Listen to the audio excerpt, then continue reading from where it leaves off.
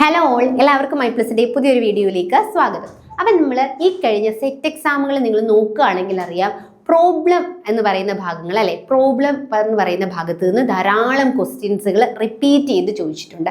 അതായത് കുറേ problems type of questions നമ്മുടെ ക്വസ്റ്റ്യൻ പേപ്പേഴ്സിൽ കാണാനായിട്ട് സാധിക്കുന്നുണ്ട്.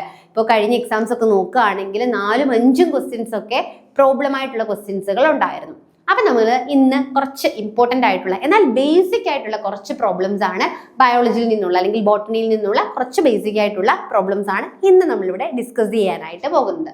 അപ്പൊ നമ്മളൊരു 5 പ്രോബ്ലംസ് ആണ് പ്രീവിയസ് ഇയേഴ്സിൽ വന്നിട്ടുള്ളതും ഇനി വരാൻ ചാൻസ് ഉള്ളതുമായിട്ടുള്ള 5 ക്വസ്റ്റ്യൻസ് നമുക്ക് വളരെ പെട്ടെന്നൊന്ന് നോക്കാം. So first question: In a random meeting, plant population, the frequency of recessive allele causing albino seedling 0.2.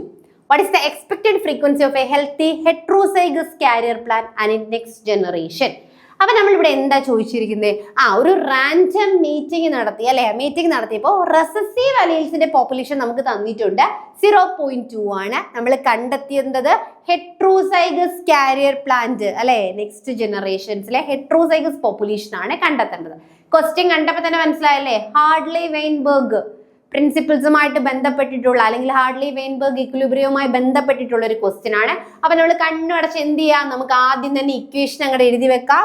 Hardly Weinberg equation എന്താണ്? P plus Q equal to 1 and P square plus 2PQ plus Q square equal to 1 എന്നാണ്. അപ്പൊ നമ്മുടെ ക്വസ്റ്റ്യനിൽ already recessive അലീൽസിന്റെ population 0.2 എന്ന് തന്നിട്ടുണ്ട്. Recessive അലീൽ എന്ന് പറയുമ്പോൾ നമ്മുടെ Q കിട്ടി അല്ലെ, Q എന്ന് പറയുന്നത് 0.2 ആണ്. നമുക്ക് ഇക്വേഷൻ അറിയാം, P plus Q എന്നുള്ളത് 1 ആണ്. ഇവിടെ Qന്റെ വാല്യൂ ഉണ്ടല്ലോ, P plus 0.2 equal to 1 എന്ന് നമുക്ക് കൊടുത്തിട്ടുണ്ട്. സോ നമുക്ക് P വളരെ എളുപ്പം കണ്ടെത്താം. P equal to 1 minus 0.2 equal to എത്ര വരാം? 0.8 എന്ന് നമുക്ക് ആൻസർ കിട്ടി. സോ P ഡോമിനന്റ് ആയിട്ടുള്ള Pയും കിട്ടി, റെസസീവ് ആയിട്ടുള്ള Qയും കിട്ടി. then നമുക്ക് കണ്ടെത്തേണ്ടത് ഹെട്രോസൈഗസ് ആണ്. ഹെട്രോസൈഗസ് കണ്ടീഷൻ എത്ര? Dominant P, recessive P, heterozygous 2PQ. Pയും Qയും കിട്ടിയല്ലോ. ഇനി വളരെ എളുപ്പമല്ലേ, വില അങ്ങോട്ട് ഇട്ട് കൊടുത്താൽ മതിയല്ലേ, 2 into P into Q. So 2 into 0.8 into 0.2. So നമുക്ക് 0.32 എന്ന ആൻസർ കിട്ടും. Back to question. 0.32 കണ്ടല്ലോ ആൻസർ. വളരെ സിമ്പിൾ ആയിട്ട് നമുക്ക് ഒരു മാർക്ക് സ്കോർ ചെയ്യാം. അതായത് ഈ റാൻഡം മീറ്റിംഗിൽ ഹെട്രോസൈഗസ്, ഹോമോസൈഗസ് എന്നൊക്കെ കാണുമ്പോഴേ അല്ലെങ്കിൽ റെസസീവ് ഡോമിനന്റ് എന്നൊക്കെ കാണുമ്പോഴേ ഹാർഡ്ലി വെയിൻബർഗ് പ്രിൻസിപ്പിൾ ആണെന്ന് ഓർത്തോളുക. P plus Q equal to 1 അല്ലെങ്കിൽ P square plus 2PQ plus 1 equal to 1 അല്ലെ, P square plus 2PQ plus Q square equal to 1. അതൊന്ന് ഓർത്ത് വെച്ച് തന്നാൽ മതിയാവും.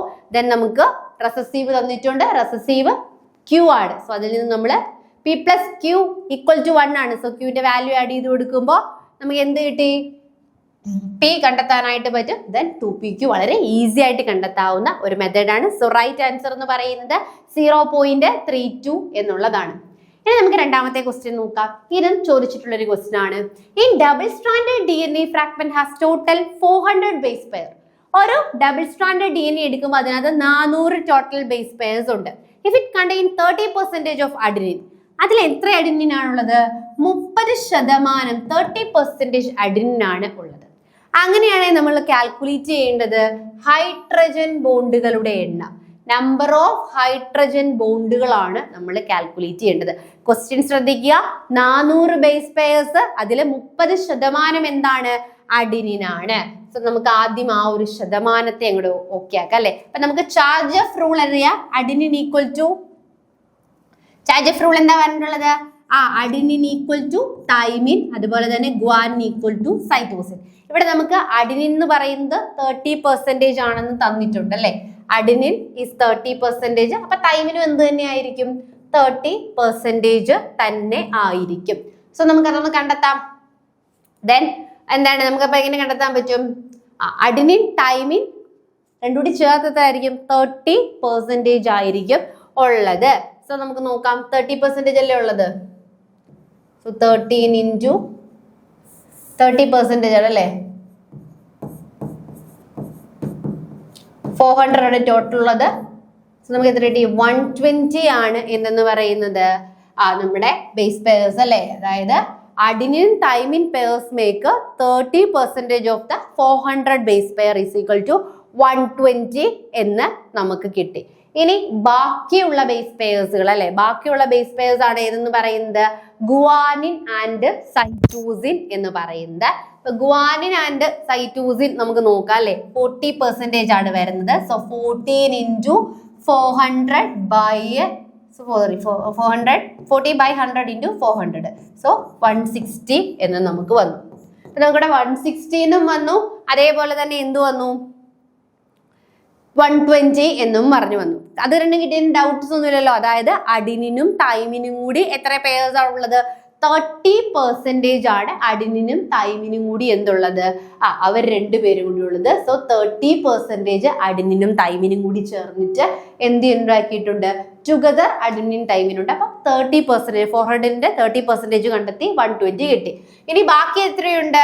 30 60 അല്ലെ, ബാക്കി 100ൽ നിന്ന് 60 വയ്ക്കുമ്പോൾ നമുക്ക് 40. ബാക്കി റിമൈനിങ് 40% ആണ് സൈറ്റോസിനും ഗുവാനിനും കൂടി ചേർന്നിട്ട് വരുന്നത്. സോ അതിന്റെയും നമ്മൾ എന്ത് കിട്ടി? പെർസെൻറ്റേജ് കണ്ടെത്തി 160.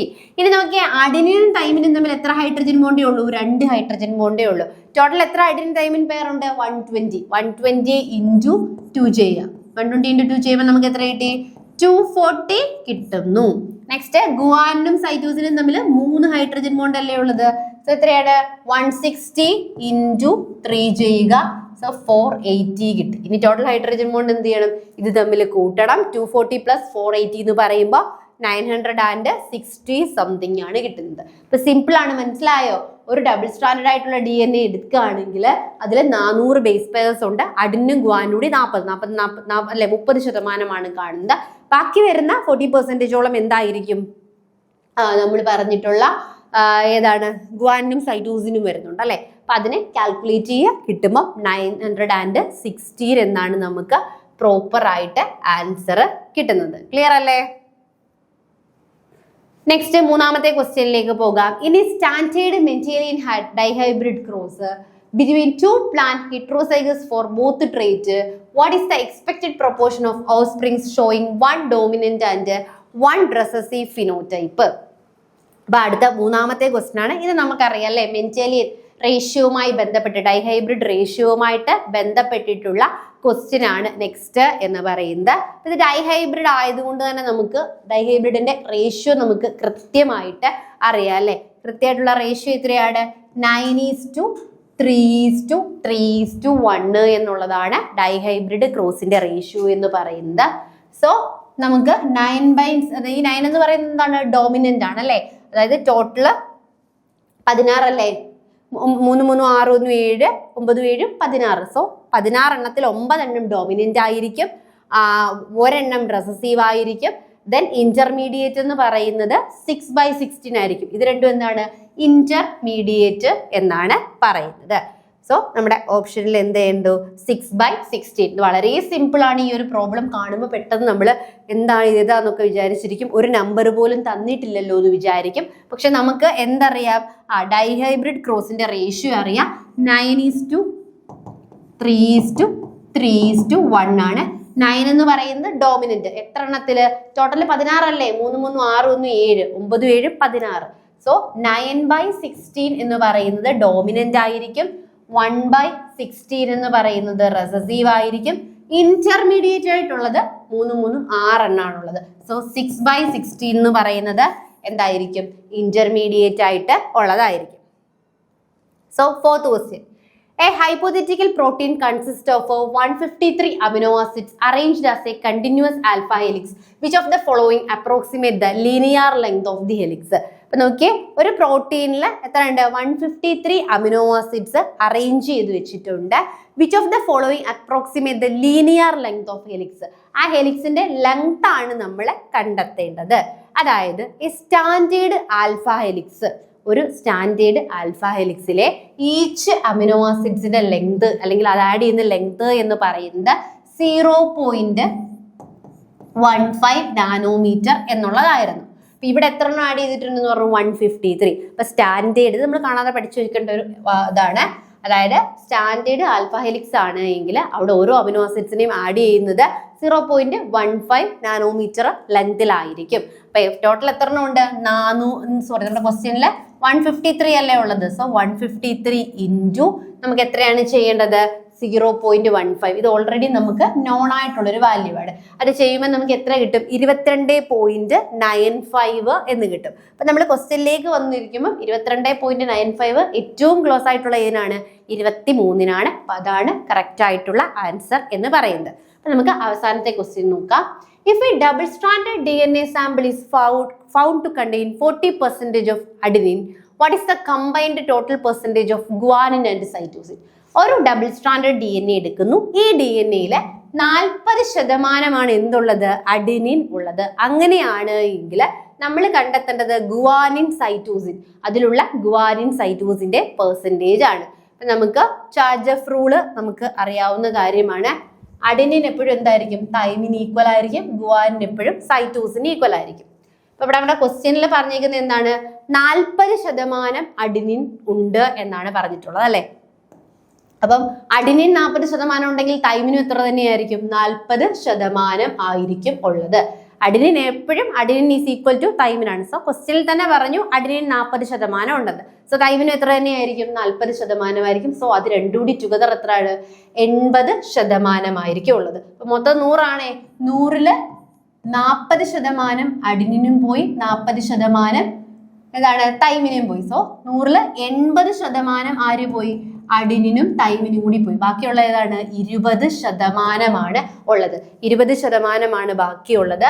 ആ 20% എങ്ങനെയായിരിക്കും? 10% ഗുവാനും 10% സൈറ്റോസിനും ആയിരിക്കും. കാരണം cytosine is always equal to ഗുവാൻ. ഒന്നുകൂടി പറയാം, സിമ്പിൾ ആയിട്ട് പറഞ്ഞാൽ നമ്മുടെ ക്വസ്റ്റ്യനിൽ ആകെ എന്ത് മാത്രമേ തന്നിട്ടുള്ളൂ? ഒരൊറ്റ ഡേറ്റയെ തന്നിട്ടുള്ളൂ. അതാണ് അഡിനിൻ 40% അഡിനിൻ 40% ആണെങ്കിൽ ചാർജ് ഓഫ് റൂൾ അനുസരിച്ച് തൈമിനും എത്ര തന്നെയായിരിക്കും?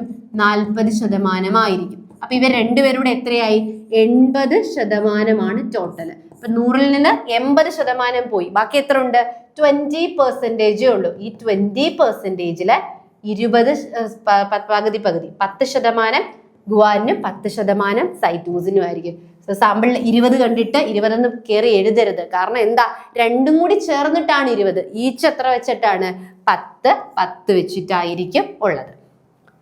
സോ നമ്മുടെ റൈറ്റ് ആൻസർ എന്ന് പറയുന്നത് 20% അല്ല കേട്ടോ, 10% ആണ് നമ്മുടെ റൈറ്റ് ആയിട്ടുള്ള ആൻസർ എന്ന് വരുന്നത്. ഈ 20 പറഞ്ഞാലും ഓക്കെ ആണ്. കാരണം എന്താണ്? രണ്ടും കൂടി ചേർന്നിട്ട് ആണ് ചോദിച്ചിരിക്കുന്നതെങ്കിൽ 20യും ഇൻഡിവിജ്വൽ ആയിട്ടാണ് ചോദിക്കുന്നതെങ്കിൽ നമ്മൾ എന്തു എഴുതണം? 10 എഴുതണം. ഇവിടെ ഗുവാനിൻ സൈറ്റോസിൻ സാമ്പിൾ എന്ന് എടുത്തു പറഞ്ഞിട്ടുണ്ട്. അപ്പം നമ്മൾ എന്ത് ചെയ്യുക? 20 എഴുതുക. ഇനി ഇൻഡിവിജ്വൽ ആയിട്ട് സൈറ്റോസിൻ എത്ര ഉണ്ട് എന്നാണ് ചോദിക്കുന്നതെങ്കിൽ മസ്റ്റ് ആയിട്ടും എന്ത് എഴുതുക? 10 എഴുതുക. അത് എപ്പോഴും തിരിഞ്ഞു പോകുന്ന കാര്യമാണ്. ക്വസ്റ്റ്യൻ ശ്രദ്ധിക്കുക. ലാസ്റ്റ് പോർഷൻസിൽ കമ്പൈൻ ചെയ്താണ് കിടക്കുന്നതെങ്കിൽ മാത്രം 20ലേക്ക് പോവുക. ഇൻഡിവിജ്വൽ ആയിട്ടാണ് കിടക്കുന്നതെങ്കിൽ 10ലേക്ക് പോവുക. അപ്പൊ ഇത്രയും ക്വസ്റ്റ്യൻസ് ആയിരുന്നു നമ്മൾ ഡിസ്കസ് ചെയ്തത്. അപ്പം ഇപ്പം ഇത്തെ ഒരു പാറ്റേൺ അനുസരിച്ച് ധാരാളം ക്വസ്റ്റ്യൻ ടൈപ്പ് ഓഫ് ക്വസ്റ്റ്യൻസ് വരാറുണ്ട്, അല്ലെങ്കിൽ പ്രോബ്ലംസുകൾ ചോദിക്കാറുണ്ട്. അപ്പൊ ഈ പോർഷൻസ് നിങ്ങളൊന്ന് ശ്രദ്ധിക്കുന്നത് നല്ലതായിരിക്കും. അപ്പൊ ഇന്ന് പറഞ്ഞ കാര്യങ്ങൾ എല്ലാവർക്കും മനസ്സിലായെന്ന് വിശ്വസിക്കുന്നു. അടുത്ത ക്ലാസ്സിൽ പുതിയൊരു വീഡിയോ ആയിട്ട് കാണാം. Thank you.